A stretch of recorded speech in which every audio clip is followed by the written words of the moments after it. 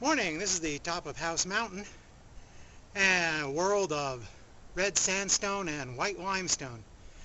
And looking back behind me, you can get a pretty good view of the Oak Creek area. And I'm going to stop here to talk some anime. Maytel legend.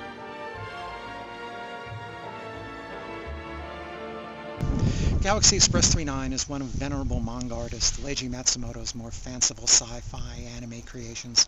That's a steam engine-drawn train that travels through interstellar space between the planets, which is as silly as traveling the galaxy in a police call box. The Galaxy Express 39 stories star an enigmatic young woman, usually dressed in black in Russian-style fashion, Maytel. Maytel has also made cameo appearances in some Captain Harlock anime. For those wondering how and why the lovely Maytel came to travel the galaxy that way, a pair of Maytel Legend OVAs, made 20 years after the Galaxy Express 39 anime ended, provides a prequel with some answers and a couple of interesting revelations. Maytel Legend is released in North America by Central Park Media. The Galaxy Express 39 movie was released in North America by Viz in subtitled form on VHS, and it's out of print. The story is set in the far future in Matsumoto's Harlock universe, where space travel is now commonplace. The planet La Maytal is inhabited by people just like us. Maytel, one of La Maytal's lovely young princesses, provides a narration for the story's background. Maytel's sister, by the way, is Emeraldus, another character from the Galaxy Express 39, as well as other Matsumoto Harlock works. This story fills in some background on her as well. Princesses Maytel and Emeraldus' world orbited the same sun as the Earth, but in a wide elliptical orbit.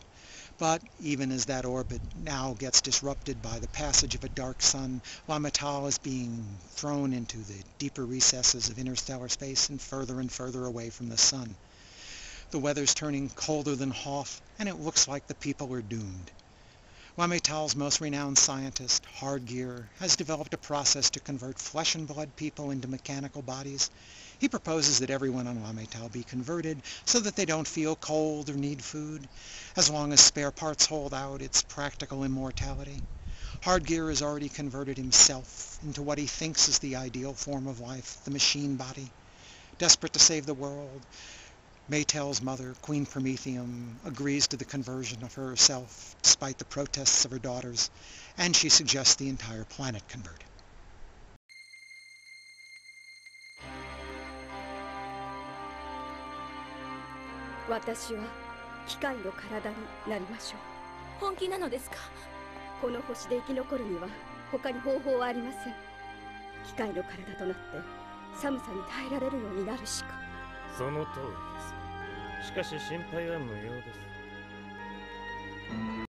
Although they're sisters, Maytel and Emeraldus are noticeably different, and not just in hair color. Emeraldus is strong, physical, and assertive. Maytel is quiet and gentle and more empathetic to the feelings of those around her. But they're equally sure they don't want new machine bodies. When the Queen orders the whole population to convert to cyborg bodies, both princesses refuse the conversion. But soon, once everyone else is converted, the princess's former friends don't seem quite so friendly now that they're machine people. Hardgear seems to be running the place more than their mother, the Queen, and the Queen can feel her own humanity being drained by the machinery growing inside her. And the conversion to the new mechanical bodies isn't optional anymore. This is the antithesis of those animes such as Ghost in the Shell, Armitage, and Key the Metal Idol that suggest the machine intelligence can be just as human as biological creatures. In fact, even Matsumoto has suggested the opposite in other works. But here, to become a mechanical man isn't just to lose your pain and immortality. It also takes away much of your human emotion. Maytel and Emeraldus decide to flee their homeworld. That's going to be more difficult than they expected, since Hardgear doesn't want any exceptions to the mass conversion program he's created, and he has an entire planet full of machine people to follow his orders and help enforce his edicts.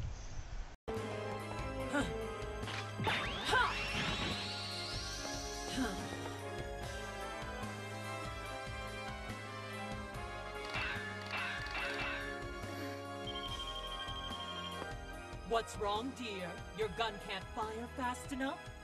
Did you really think you could kill me with a weapon like that? Emeraldus.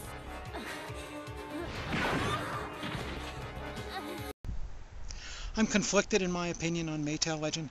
As a fan of Harlock and the Galaxy Express 39, this pair of OVAs offers some interesting background into Matsumoto's universe. It's pretty much a must-see for that reason. But I also have to say I found the story to be a little bit misdirected and poorly paced. It seems to start at the wrong place and doesn't do a very good job at involving you in the lives of those characters before it ruins those lives. Hardgear is a tin villain, and not just because he's already converted himself into a machine body by the time the story introduces him. It's hard to imagine anyone buying a used car from him, much less an irreversible population-wide conversion program. It would have been nice to have seen something of him before he made himself into a machine. And we only meet Lametal's queen, Prometheum, Meretel and Emeraldus' mother, after she's already decided to have the conversion performed on herself. The story would have benefited from a little mother-daughter interaction beforehand, so we could see something of their relationship and the Queen's emotions slipping away later on. Furthermore, there are some things the OVAs really don't tell us enough about. For example, Galaxy Express 39 fans know Maytale has a special pendant. This story shows how Maytale got the pendant from her mother, but it only alludes to how the pendant came to be. This is a prequel origin story that seems to need a prequel itself. Once we start, the story seems to repeat itself. Maytale and Emeraldus refuse the conversion, but seem unable to stop anyone else from getting it. Hardgear tries to force them to get it. The girls refuse, Mom vacillates, and eventually the girls avoid Hardgear's plot. Repeat that a couple of times until the princesses are forced to flee the homeworld. Of course, you're going to have to watch the Galaxy Express 39 movie in order to see how the larger plot plays out. Matsumoto's works demand you strike a bargain. You suspend disbelief about trains in space and other such quibbles with logic in exchange for high romance, heroic characters, and inspiring visuals. This anime really doesn't deliver on its part of that. Perhaps it's because it's hard to make running away seem heroic. The art keeps close enough to Matsumoto's distinctive manga designs. The animation is about fair for a 2000 OVA too. Maybe they intentionally kept the same style as the 70s shows. That's probably better than the half-hearted CGI attempts of the Queen Emeraldus OVAs a few years earlier. Maytale Legend wasn't produced by Toei, but by a studio I hadn't heard of before. Looking at the credits, below the marquee name of Leiji Matsumoto, there isn't a whole lot of depth there. Overall, I give Maytale Legend just 3 stars.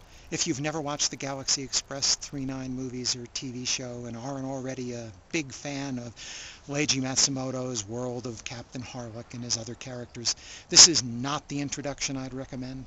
On the other hand, if you've enjoyed the classic 39 anime, you'll definitely want to have a look at this just for a little completeness. Central Park Media's English dub is only fair. I prefer the Japanese with English subtitles, though even with the Japanese, the voices for the young Maytale and Emeraldus are new voice actresses for those roles, but the narration is provided by Maytale's voice from the 70s and 80s, Asako Ikeda. Central Park Media has put both 45-minute OVAs onto a single DVD. Thanks for listening.